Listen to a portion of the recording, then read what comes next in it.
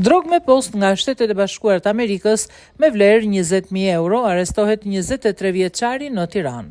Një 23 vjeçar identifikuar si Manuel Morella është arrestuar nga policia e Tiranës pasi ai u kap në flagrancë duke marrë një pako me lëndë narkotike kanabis sativa që ishte trafikuar nga Shtetet e Bashkuara të Amerikës nëpërmjet shërbimit postar. I ri u kap në flagrancë nga shërbimet e policisë në një deg postare duke marrë një pako me rreth 474 gram lëndë të dyshuar narkotike kanabis sativa me përqindje të lartë që dyshohet se është trafikuar nga Shtetet e Bashkuara të Amerikës.